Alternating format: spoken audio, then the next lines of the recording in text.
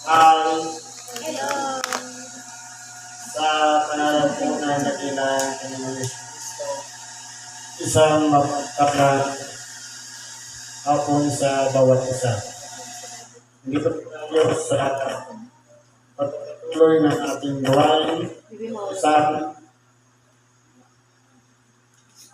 ating po ibigyan ng buhay o pahutan ang panasitas na ipinagkakroon para sa araw na ito. Ang aralin po na ipinagkalog ngayon, ating pong basahin yung una sa Ebanghelyo ni San Lucas sa Kapitulo 12, versikulo 40 hanggang 49. Sabi po ganito, kayo rin naman ay managsihanda sapagkat sa oras na hindi ninyo iniisip ang anak ng tao ay darating. Ito po ay pinahayag ng ating dakilang Panginoon na kung saan binibigyan niya po na paalala ang lahat ng mga nagtitiwala sa Kanya. Lahat ng nagsisiasa sa Kanya. Ito ba ay sinabi ng ating dakilang Panginoon para sa kanyang para sa panahon noon o panahon darating? Kasi po, titingnan po natin dito, ito ay naging halimbawa lang si Simon Pedro na nandun kausap ng Panginoon, pati ang iba pang mga alagad, na para sabihin na magsipag-sanda. Kaya po, kung titingnan natin, ito ba'y paghahanda yung panahon na kausap kayong mga alagad o para sa hinaharap? Kasi po, ang pinag-uusapan dito, yung pagdating ng anak ng tao. Ibig sabihin, hindi yung panahon na kung saan buhay pa siya bilang isang tao dito sa ibabaw ng sanlibutan, kundi pagkatapos na siya'y umakyat na sa langit. Kumbaga, hindi pa nangyayari, hindi pa siya nakakapandig sa langit, meron na siyang paalala. Nang sa ganon, pagbabatayan natin ang ating pamumuhay, ng mga nagtitiwala tayo sa ating dakilang Panginoon, na dapat maging handa tayo sa pagbabalik ng ating dakilang Panginoon. Kaya kung dito natin, nag-react dito si Apostol Pedro. Sabi niya, at sinabi ni Pedro, Panginoon, sinasabi mo baga ang kalinhanan ito sa amin o sa lahat naman? Yun bang sinabi ng ating dakilang bang exclusive lang sa dosing alagad o para sa lahat? Kasama na po tayo. Ngayon, maganda yung pamamaraan ng tanong ni Apostol Pedro na para bang nililinaw niya na yung bang sinasabi niyang paghahanda ay para lang doon sa panahon na nabubuhay pa ang ating dakilang Panginoon o kasama na ba tayo yung future generation doon sa tinatawag na paghahanda? Sabihin na natin kasama tayo doon sa pinagpahayagan ng ating dakilang Panginoon na maghanda. Paano ba ginagawa ang paghahanda? Halimbawa, kapag meron tayong okasyon, hindi taga, meron tayong ginagawang paghahanda. Siyempre, nandun na yung mga mino, sangkap ng bawat mino, yung oras kung paano o saan mo siya kukunin yung mga mino, siyempre budget, at siyempre yung expected mong bisita na darating na kukonsumo doon sa handa. Kaya pag sinabing paghanda, preparasyon. Na kung titingnan po natin dito, Halimbawa lang yung paghahanda sa mga okasyon, pero ang tunay na paghahanda dito, yung bawat isa sa atin, yung sarili natin, dapat preparado ba sa oras na bumalik ang ating dakilang Panginoon. Tayo ba'y karapat-dapat na sumalubong sa Kanya o humarap sa Kanya? Tayo ba'y prepare sa ating mga sarili? Kasi po, sabi nga, ang pagdating ng ating dakilang Panginoon, hindi nalalaman ni ang oras. Sabi nga, hindi ninyo iniisip ang anak ng tao ay darating. Pag tinas natin, sabi nga, katulad siya sa isang magnanakaw. Kasi kung tingnan natin, kung alam lang natin darating yung magnanakaw, siyempre, sasakan natin may ang pintuan ng ating tahanan. Pero dahil nga, ang magnanakaw, nagpaplano din niya kung kailan siya atake na hindi tayo prepare. Ganun po inalandawa ng ating dakilang Panginoon, yung pagbabalik niya. Na kung saan, kung kailan marundog tayong nananalangin, hindi pa yung oras na darating siya. Kung kailan na, kumbaga, paisi-isi lang tayo sa kadaratingan natin dakilang. Bakit po, sabi nito, at sinabi ng Panginoon, sino nga baga katiwalang tapat at matalino na pinagsatiwalaan ng kanyang Panginoon ang kanyang sangbahayan upang sila'y bigyan ng kanyang bahagi ng pagkain sa kapanahunan. Kalastasin natin sa bawat isa sa atin. Sabihin natin na tayo yung tinatawag na alipin. O isang tao na pinagkalooban, pinagkatiwalaan, doon natin malalaman kung tayo ba ay kabilang doon sa tapat at matalino na pinagkatiwalaan ng dakilang Panginoon. Ito po, yung mga tao na mayroong responsibilidad, lalong-lalo na sa mga lingkod o kapwa-lingkod. Yung mga leader ng simbahan, na kung tayo po ay tapat at matalino, hindi lang yung sarili yung paghahanda natin, kundi kasama yung mga kapwa natin na lingkod papaalalahanan natin para makapaghanda din sila. Yun po yung tinatawag na tapat at matalino, hindi yung sarili lang iniisip. Na para ka na nangyayari, okay, prepare ako sa pagkalit na natin dakilang Panginoon, wala akong pakialam sa kanya. Kaya hayaan lang natin silang gumawa ng masama. Pero kung meron tayong malasakit sa isa't isa, paalalahanan natin ang ating kapatid, huwag mong gagawin yan. Dahil sa oras na dumating ang ating dakilang Panginoon at nagkulang tayo at hindi natin ginawa yung tungkulin para paalalahanan ng ating kapwa, hindi tayo piling sabihin tapat at matalino alipin. Magiging makasarili po tayo dahil kumbaga sarili lang natin ang paghahanda natin. Wala tayong pakialam sa iba. Kaya po, din natin dito, ang tanong, sino nga baga? Sabi dito, papalad ang alipin yaon na kung dumating ang kanyang Panginoon ay marap ng gayon ang ginagawa niya. Katotohanan, sinasabi ko sa inyo na sa kanya'y ipagkakatiwala ang lahat niyang pag-aari. Pero tininan po natin dito, dito pa lang sa ibabaw ng sanglibutan, tinakailangan maranasan natin i-challenge tayo ng Diyos. Kung sa maliit na bagay, hindi ba nga, ang mga patag di pamilya, pinagkatiwalaan niya para sa isang sangbahayan. Na dapat, halimbawa, patag di pamilya ka, marunong kang napalaki mo ng maayos ang iyong mga anak, kahit nagkaroon ka man ng mga manugang, nagkaapo, at apo ng apo na inabot pa natin, doon po magkilala kapag sinabing pangalan ganito, kung kilala ka ng mabuting tao, hindi ka makakalimutan ng iyong sangbahayan. Ganun po, katulad din naman sa pagkakapatilan, kung sa pagiging isang lingkod, o sa iglesia. Siyempre, una muna sa loob ng tahanan, kung karapat-dapat ka doon sa kanumang pagkakatiwala sa iyo, yung sa simbahan, sa iglesia, para italaga ka doon na mamahala dahil naging halimbawa ka na mabuting isang tao na tagapagpasunod, na mayroong respeto at merong paggalang sa iyo ang iyong mga anak, ganun din sa iglesia.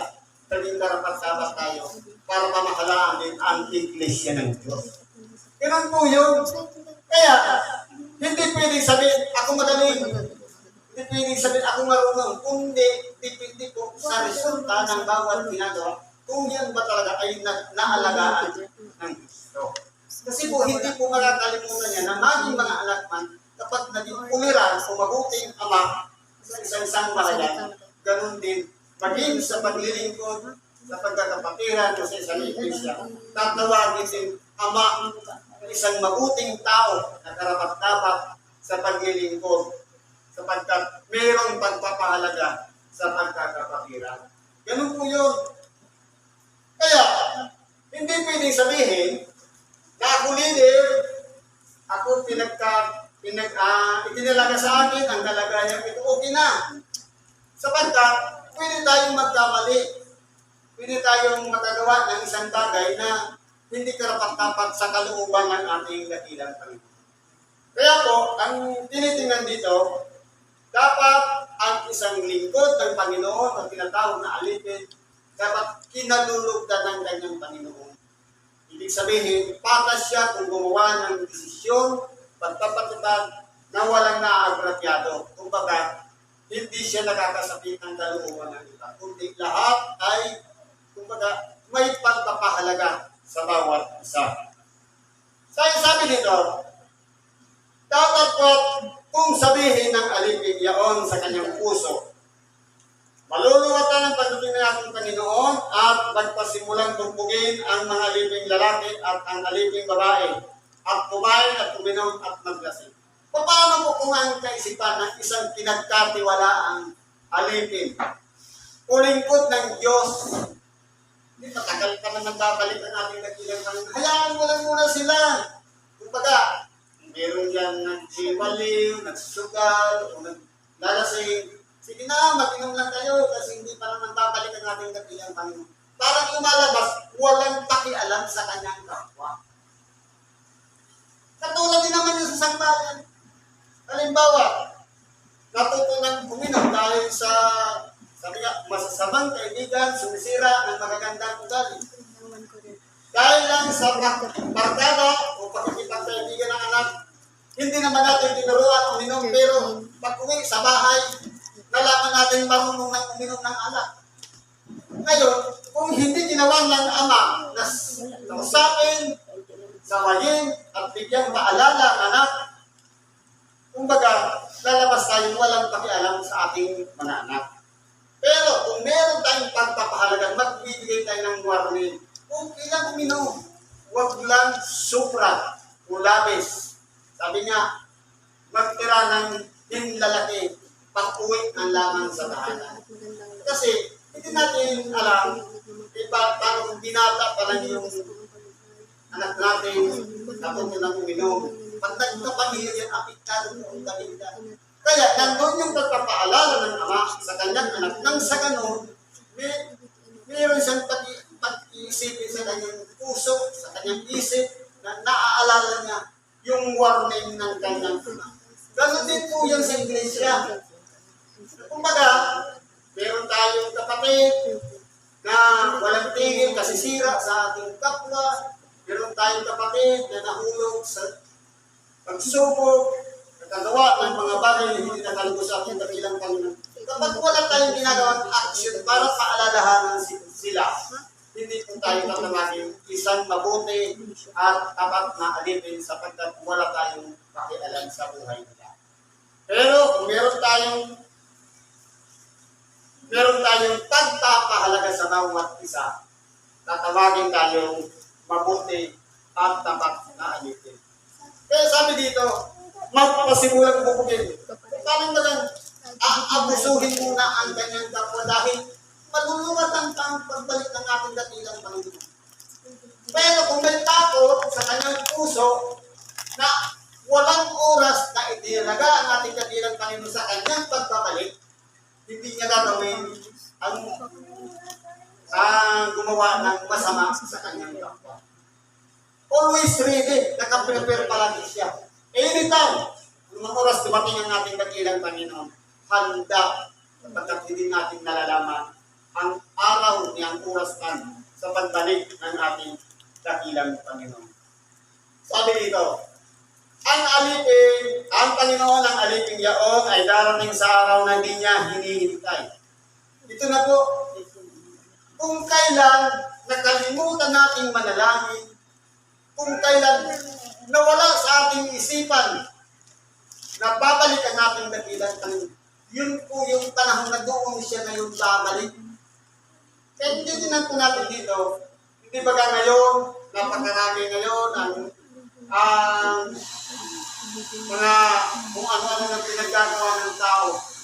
Merong mga pasalamat na tayo dito dahil yung Meta, kapag isa kang Facebook o meron kang FB page na nagpo-promote ng sugal, pinagtatanggal na ngayon.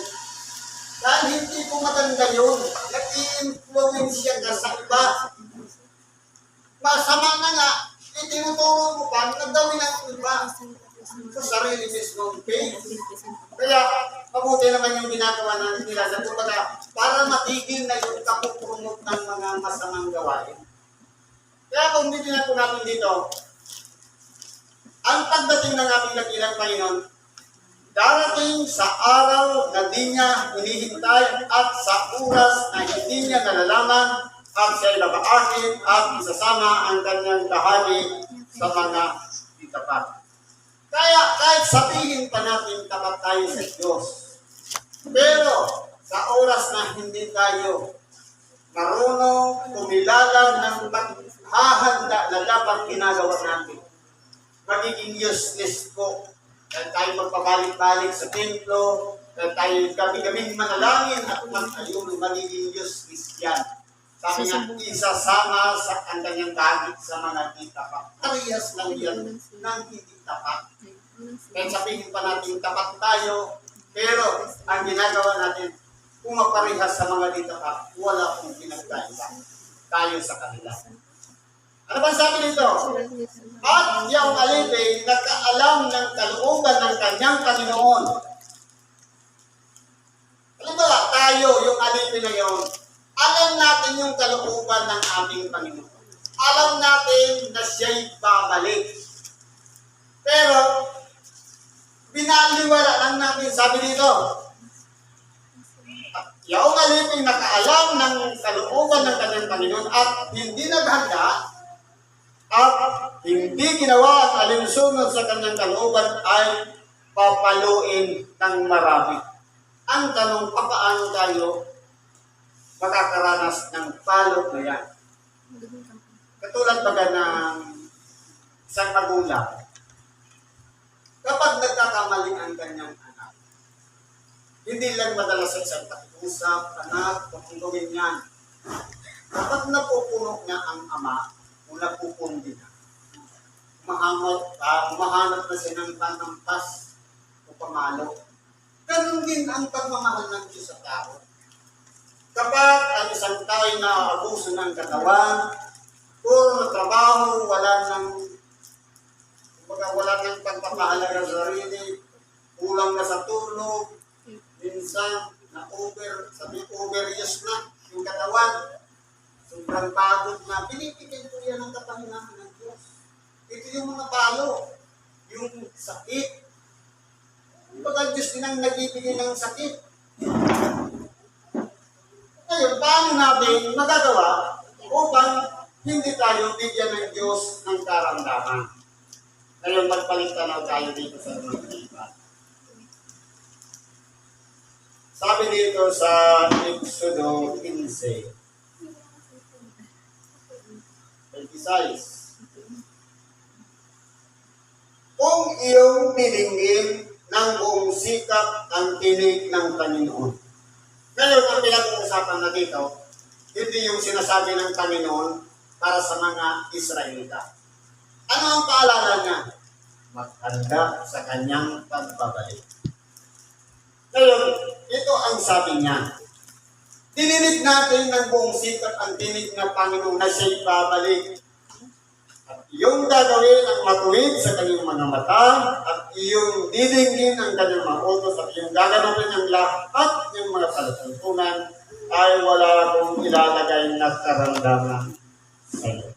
Ibig sabihin, para hindi tayo maging kasama sa tatanggap ng palo o disiplina mula sa Diyos, kinakailangan meron tayong pagpapahalaga sa kanyang mga habilin, mga utos na ipinagkakaloob sa atin para siya natin sundan dito sa ibabaw ng lupa. Kasi ito po yung pinag-uusapan natin dito, yung pagbabalik niya. E ngayon, binaliwala lang natin yung sinabi niyang pagbabalik. Maisi-isi lang tayo. Hindi tayo nagwa-warning sa ating kapwa. Hindi tayo nagpapaalala sa ating kapwa. Nagiging useless tayo. Kaya sabihin pa natin, mula pa nung matagal na panahon nung una natin makilala si Kristo, naging mabuti tayong tao, pero nagkamali tayo sa huli. At hindi natin naganap magpaalala sa ating kapwa, magiging useless na. Dahil po, sayang yung pinag-ingatan natin, yung pinagpaguran natin, tapos sa huli, hindi naman tayo nakaganap. Kung nakalabang pa rin tayo, sang-ayon sa kanyang kalooban. Kaya, meron pa rin tayong talo. Sabi niya, papaluin ng marami. Sino yun? Yaong alipin, nakaalam ng kalooban ng kanyang at hindi naghanda. Alam niya, narinig niya, pero hindi naghanda. Papaluin ng marami. Dapat ang hindi nakaalam, o hindi man lang niya narinig, o hindi man lang napagsabihan. At gumawa ng mga bagay ng karapat-dapat sa mga palo. Kumbaga, wala siyang narinig, walang kaalala siyang tinanggap, pero maraming sakripisyo siyang ginawa. Sabi nito, ay papaluin ng kaunti. At kumbaga, puro na lang sakripisyo ang dinanas, pero hindi niya alam na may warning pala. Ano ba sabi nito? At sa sino mang binigyan ng marami, ay marami ang hihingin sa kanya. At sa sino mang pinagkatiwalaan ng marami, ay lalong marami ang hihingin sa kanya. Ngayon, pag-usapan natin ito. Hindi ba tayo nagapakinig ng ibang turo? Habang tayo'y pabalik-balik sa templo, sa simbahan, mas lalong nadadagdagan ang ating nalalaman. Ngayon, simple tanggap tayo ng tanggap yan sa pamamagitan ng ating tainga. Dapat po yan, i-absorb natin, pasok natin sa ating mga puso. Huwag natin i-ignore yung ibanghelyo na ating pinapakinggan o tinatanggap. Sapagkat, hindi po natin pwedeng sabihin na ikaila natin na hindi ko yan narinig. Dahil sa oras na narinig na natin ng ibanghelyo, hindi po natin pwedeng itanggi sa pagbalik ng ating dakilang Panginoon. Paano kung naka-record pala doon sa aklat ng buhay?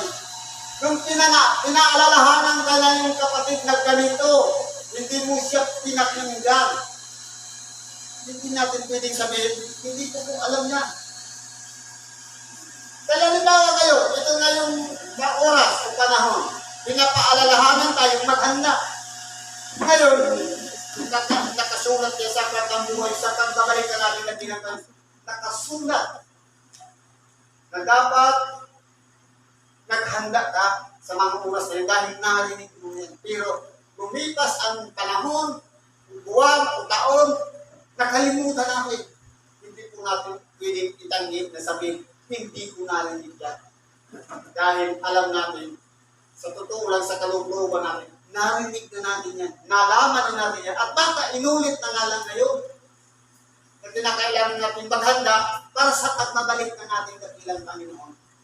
Kaya ngayon, ibinabalik na naman ang paalala na kung saan dapat maging handa tayo sa ating sarili sa pagsalubong sa ating dakilang Panginoon. Kaya sabi niya, sino mang binigyan ng marami, Siyempre, masipag ka pumunta sa templo, masipag ka magsimba, di marami kang tinanggap. Ay, marami ang hingin sa kanya. Ang tanong, yung bang tinanggap natin, na-share ba natin? Ay, bahagi ba natin sa ating tahanan, sa ating bahay, kung sa sino man nakakasalamuhan natin? Eh, hingin sa atin yun. Nasa amin ipinula na pinagdalog sa ating aral na i-share ba natin sa ating kapwa? Hihingin po sa atin yun ng Diyos. At sa sino yung pinagkatiwalaan ng marami? Sa paanong bagay? Halimbawa, sa ibang bilista, pinagkatiwalaan tayo. Isang maliit na bagay na isang ibang bilista, pero napakahalaga niya sa harapan ng Diyos dahil siya po yung nag-i-interpret, siya yung nagpapaliwanag, siya yung nagbibigay ng kahulugan ng mga mensahe ng ating dakilang Panginoon para sa ating mga miyembro o sa ating kapatiran. Na kung saan, kung titingnan natin, iba po kasi ang biyaya ng ibang bilista, siya kapatiran lang, ordinaryo. Kasi pwede sabihin ng isang kapatiran, pinasok ko naman, pero hindi ko na-gets. Pero pagdating sa ibang bilista, na-i-interpret niya po yung ibang video at napapalawak niya na idudugtong niya pa sa ibang mga pangyayari na tunay na nararanasan natin dito sa ibabaw ng salita. Kumbaga, yung pagkain, hindi lang nakahain, kundi lulunukin na lang. Kumplitos ricados na wala ng tinig, wala ng buto. Kumbaga, hindi nasasabit sa lalamunan. Pwedeng diretsyo na sa ating tiyan. Dahil madali na po siyang lunukin. Ganun po. Kaya kung sabi na dito, at sa sino pinagkatiwalaan ng marami. Hindi lang evangelista, meron ka pa ibang tungkulin. Siyempre, dahil marami din ang hihingin sa atin. Nagganap po ba ito? Nagampanan na ba ang obligasyon na ito? Kung mayroon bang lumapit sa iyo para may isang taong may sakit, tinulungan mo ba? Kung may naglimos, mayroon ka bang ginawa? Kaya, lahat ng yan, dahil mas nadadagdagan ang biyaya na pinagkatanong sa atin, mas marami po ang dapat natin bigyan ng tulong o habag sapagkat kaya na binigay sa atin dahil karapat-dapat tayo sa mga bagay na yun na magagawa natin o magagampanin natin. Halimbawa, marunong ka magmasahe, marunong ka magmagnet, pero pagdating sa paglilingkod, di ayaw man na ihawak sa bandera o kahit lumapit sa may karamdaman, pinagkatiwalaan ka ng malaki, siyempre marami din ang hihingin. Paano pala kung isang, sabi nga, paano kung yung isang anghel ang dumalang sa atin? At pinagkait natin ang isang bagay na pangangailangan niya at hindi natin ginawa, doon po tayo ngayon magsusulit sa ating dakilang Panginoon. Kaya itong warning niya, ako'y naparito upang maglagay ng apoy sa lupa. Ang ating dakilang Panginoon, siya po ang naging daan para mag-ignite, maglagay ng apoy sa lupa. Ito paano kung nagminas na? Sabi dito. At ano ang iibigin ko kung magminas?